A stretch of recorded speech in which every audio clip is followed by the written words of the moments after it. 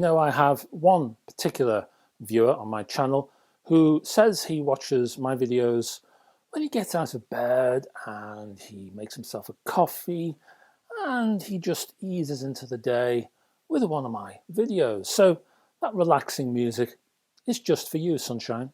And that's just a selection of the hardware you'll be seeing in this entire video. But I think we need to get a little bit up tempo. So Fast Freddy, now's your chance.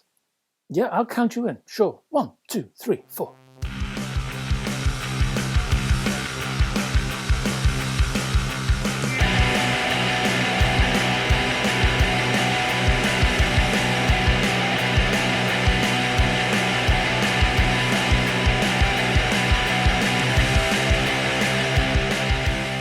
And to begin this particular video, we're looking at Melco, and Melco has a digital music library called the N10-2. Now this is a 2-box range topping digital music library. The N10-2 is available in 2 flavors. On offer is a mechanical hard disk version called the N10/2 H50, which of course is a name that just trips off the tongue, and that's priced at £6,999. The other version includes an SSD, and that's called the N10/2 S38, and that's priced at £8,999. The mechanical version is a direct replacement for the original N10, and the SSD version replaces the previous SSD flagship, the N1Z/2EX. The romance of these names. The new libraries center around the newly selected drives, 5 terabytes in the N10/2 H50 and 3.84 terabytes in the N10/2 S38. The N10/2 is a 2-box design featuring a half-width chassis, that's 215 millimeters or about 8.5 inches, with a separate power supply that keeps the noise down. Now the other box, the head unit as it's called, has a rear panel that includes twin Ethernet ports. That's a LAN and one labeled as player. The player being a dedicated port designed to connect directly to network streamers without the need for an intervening data switch. Twin USB 2.0 ports are also available, plus a front panel USB port which you can use for USB DAC output, ready for connection to USB DACs, USB DAC equipped amplifiers, or active speakers. The second USB port is used for importing or playing music. Now you also get the company's Minim server and Song Kong software, and the device is also Roon ready, DSD compatible, and offers app control for the usual internet services, Tidal, Qobuz, and VTuner streaming with the Melco Music HD app. Qobuz Downloader and HiResAudio.com also enable direct downloads without the need for a computer. On to data rates now. Well, the new Melco supports up to 32-bit, 384 kHz, and Octo DSD, or as it's commonly known, DSD 512. They are both supported. Now, I'll include down in the description a contact point if you'd like to know more. But we're moving on from Melco, and we're looking at a new turntable from Pro-Ject.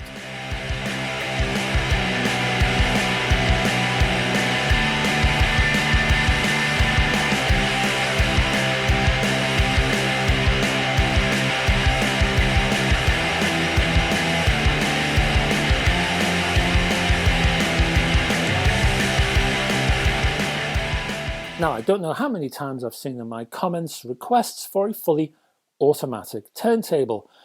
One that looks after the sound quality, yes, but one that is not too expensive. Well, this could be the one for you. It's called the Pro-Ject A1. It features a wooden base and sits upon 4 silicon damped feet. The automatic system was developed by Alfred Fehrenbacher, I believe that's his name, in St. Georgen in the Black Forest in Germany. This is a twin-speed system and it's entirely mechanical with no extra electronics built in. So, kind of old school, I would say, which is intriguing, I would also say. The automatic system is also apparently entirely disengaged when the record is playing, which is something you can do with a mechanical system. So all you have to do is set the playback speed and then push the start button, and the A1 takes care of the rest for you. There's a built-in moving magnet phono stage that's in the chassis, although you can use an external model and that can be utilized if you wish. Over to the right hand side you'll find a low mass 8.3-inch aluminium tone arm finished with a carbon fiber reinforced head shell that's topped off with an OM10 cartridge sporting an elliptical stylus tip. Now the A1 is supplied with a damped metal platter, detachable dust cover, and Pro-Ject's Connect It E RCA phono cables. And the price? Well, it ain't bad, £369. Next up we've got a soundbar from Sony.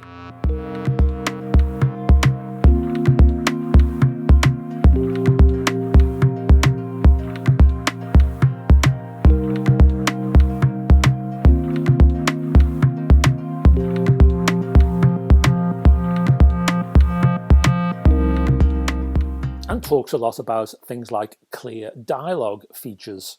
It includes 330 watts of total power output and includes Dolby Digital with Sony's own virtual surround sound technology, S-Force Pro. The HT-S400 produces a virtual surround sound effect.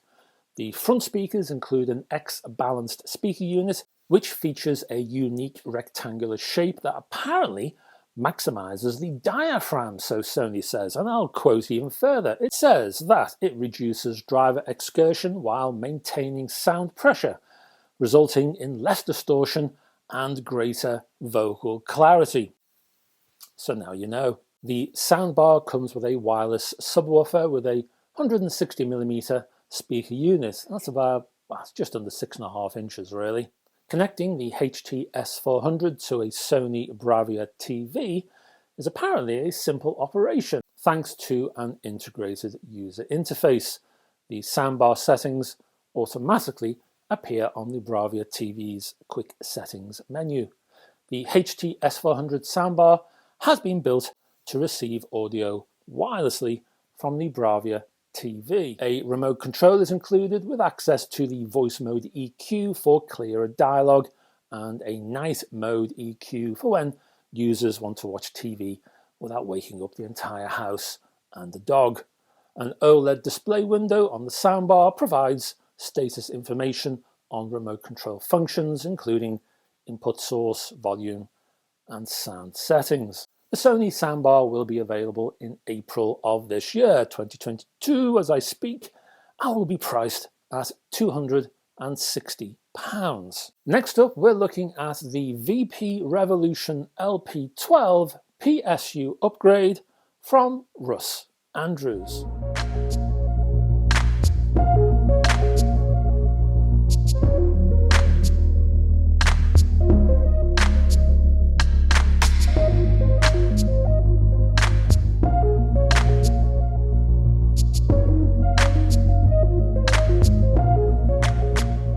Russ Andrews is introducing an upgraded power supply for linn LP12 turntables, replacing the internal Valhalla and other aftermarket designs. Manufactured by Mark Sears of VP, the Revolution power supply is a 2-speed unit compatible with LP12s that have the original 24p motor. Toroidal based, it uses surface mount low noise components. All mounting hardware and instructions are supplied and the unit can be fitted without soldering, so no burnt fingers with this one. Priced at £395 and made to order, the Revolution PSU is supplied with a 12-month warranty and is also covered by the Russ Andrews 14-day home equipment trial with money-back guarantee. Next up, we're looking at the Swiss company Piega and something called Ace Wireless.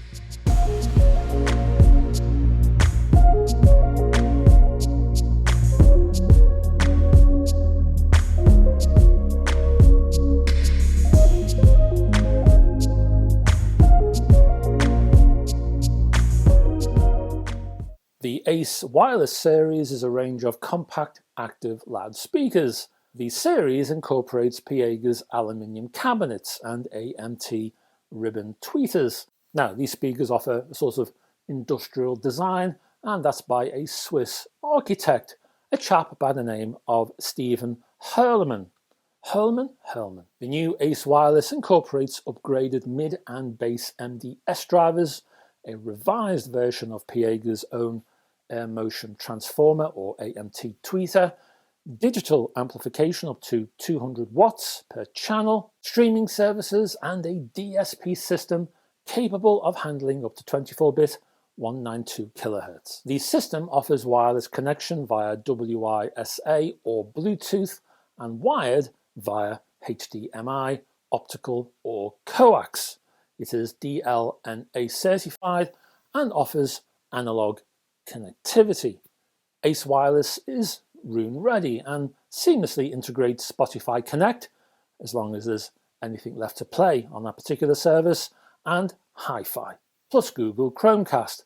The built-in DSP system features switchable boundary gain compensation. The actual series itself comprises of the Ace 50 wireless floor-standing speakers priced at £1,900. You can find the Ace 30 wireless bookshelf units priced from £900, and the Ace Center wireless center channel that's priced from £1,990.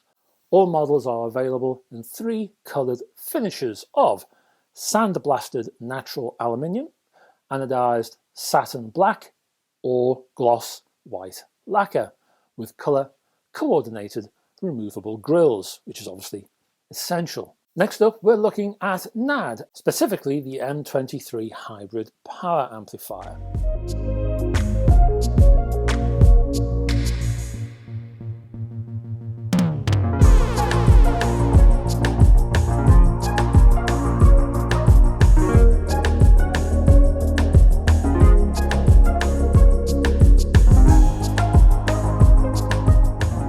This one is priced at £2,999, which is €3,499, which is also $3,499. Now, the NAD uses something which it calls Purify Eigentakt. This is a sort of amplification technology first introduced in the M33 BluOS streaming amplifier. Eigentakt is there to reduce harmonic and intermodulation distortion and noise. All the horrible stuff, basically. Now, this is a Class D design supplying 200 watts per channel that features RCA and XLR balanced inputs. You get a bridge mode, 3 selectable gain levels, 12-volt trigger, and auto sensing. The M23 features an alloy casework and magnetic ISO point feet. Next up, a very brief news item from Cyrus.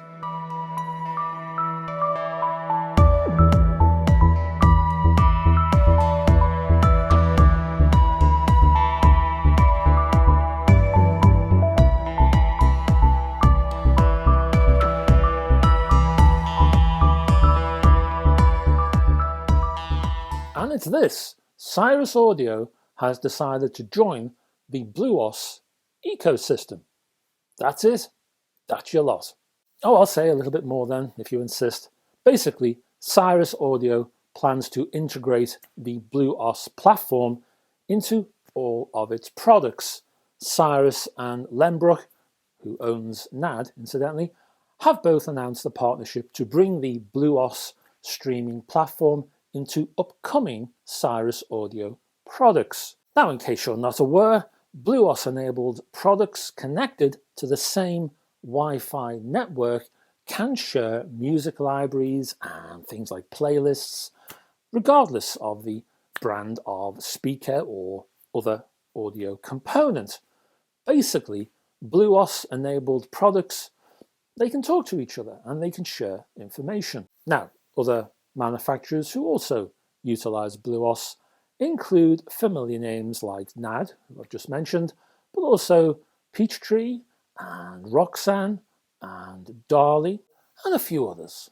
BluOS also talks to home automation systems like Crestron and Lutron and Push and many others, and also internet services swim in and around the BluOS ecosystem. Things like Amazon Music and the rapidly emptying Spotify, Napster, Qobuz, Tidal, and many more. Next up, we're looking at Hifi, and we're looking at the Zen One Signature.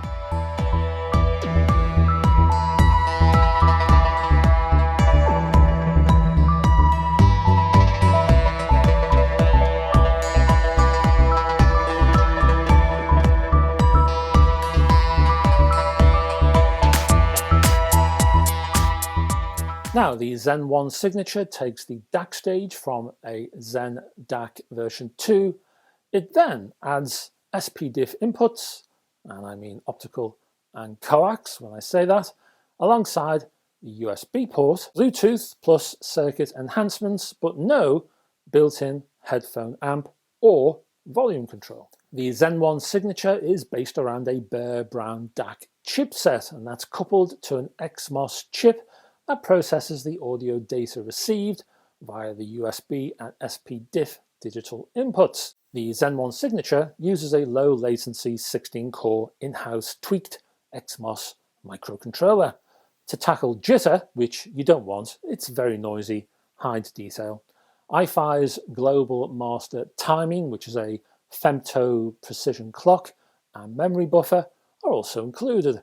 The Zen One Signature handles 32-bit 384 kHz PCM over USB, 192 kHz over SPDIF.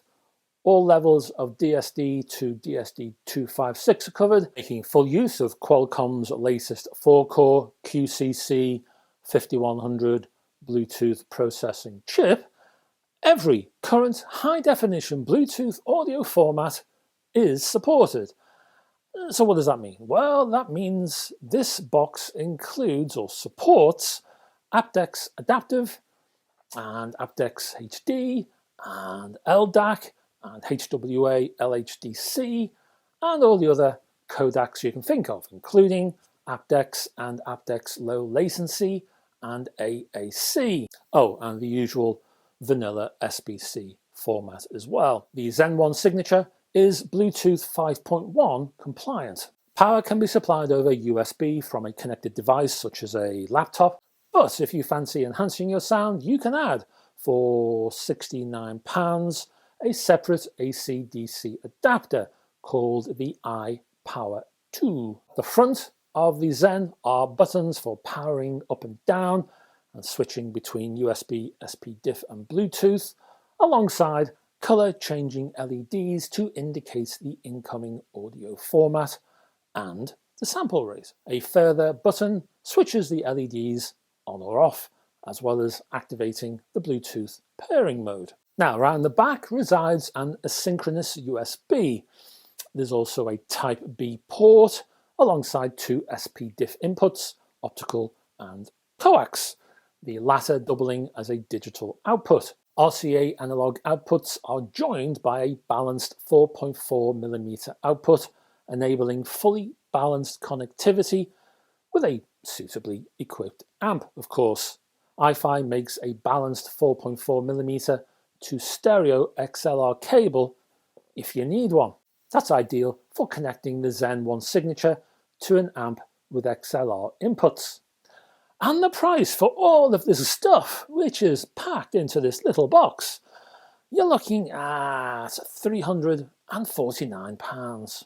Now, I don't know whether calling yourself Titanic is a good thing considering the ship sank, but there is a new company called Titanic Audio.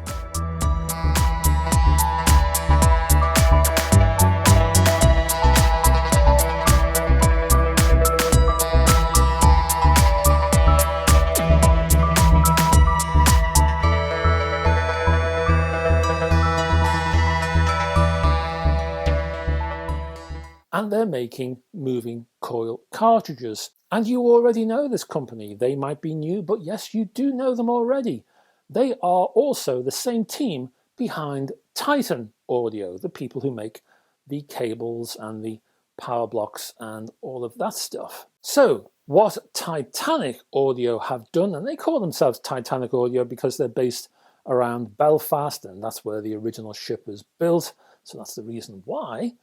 Well, Titanic have 3 new high-end moving coil cartridges here. Using high-quality machined acrylic and machined and plated aluminium and carbon fiber, Titanic Audio has paid attention to the quality of wiring in the design of all 3 models. Output voltage of the cartridges is designed to offer a balance between micro detail and signal level, apparently making them an easy match for all MC-capable phono amplifiers. Finally, each model has a rather nautical shape to the body, which I quite like. It's a nod again to that shipping provenance of Belfast and the story that goes with it, and as I say, the name of this company. The actual moving coil cartridges themselves have rather simple names. You get the Model A, that's priced at £1,750, features an acrylic chassis, aluminium cantilever, and a conical jointed diamond stylus. The Model S, priced at £3,500, features an elliptical nude stylus, an aluminium chrome-plated chassis, and an aluminium cantilever. Finally, the most expensive of the 3, well, that's called the Model G, priced at £8,500, includes a gold-plated aluminium chassis. You get a boron cantilever and a micro ridge stylus. Now, at some point, I had to grab one of these for review, so watch out for that. Now, NuPrime is representing themselves into the UK with a host of products available to buy. Some have been out and about for, well, quite a while, but many have either previously passed me by or they've been unavailable in the UK market, and that's where I'm based. So I thought I'd give them a mention here.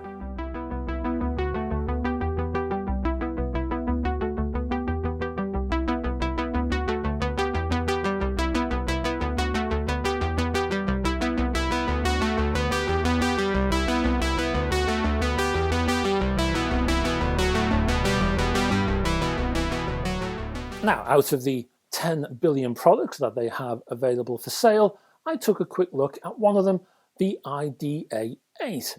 The IDA-8 is a 100-watt Class A plus D, which is a curious mix. It's an integrated amplifier with a built-in DAC that supports up to 32-bit 384 kHz and DSD256 via USB. That's 192 kHz via coax and optical. Bluetooth is included too, but that's an optional extra. It's a sort of plug-in module which you stick in the back there. Now, there's a few interesting areas of this design that hints at things to come, like the resistor-based volume that's controlled via their own FPGA chip, which I find interesting. They haven't just gone for the usual sort of high-quality Alps affair. Then there's the tweaking of the Class D part of the amplifier, because Class D is a switching amplifier, but the switch occurs much higher than is normally the case. So that's intriguing. And also, the entire thing is backed by a large toroidal power supply. So, yeah, interesting. Now, this one seems skewed towards digital use because it only really has one pair of analog inputs. Nevertheless, it's interesting. Interesting enough that I might even give it a review in the future. Price for this, £1,195.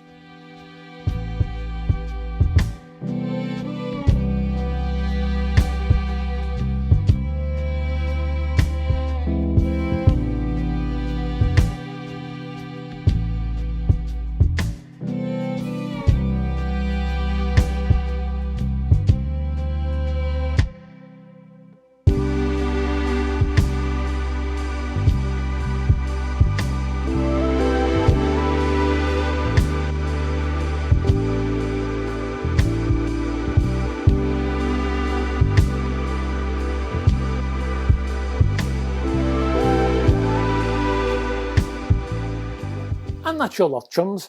Thank you very much for sticking with me to the end of the video. Much appreciate your support. If you could do me a big favour, and somewhere down there, if you can click on a like and subscribe button, I will be forever grateful. So, tar. Check out down below for all the necessary contacts. There's also a list of chapter headings if you want to navigate around this video, and you might want to do that with this kind of video. All my social media links are down there. There's a link to my website, and there's a whole host of editorial you won't find on this channel that's on that website. If you like what I do on this channel, then please consider supporting me on Patreon. The money from Patreon goes to keep this channel actually going. I'll be back next Tuesday, and, well, Tuneful Tuesday. And I think we might have to do a bit of rambling. Musical rambling is in the frame, I think. So, check out Tuneful Tuesdays for that debut of musical ramblings. Wow. Now, I hope to see you there. I'd love to have your company on Tuneful Tuesdays. Until that time, folks, bye-bye for now.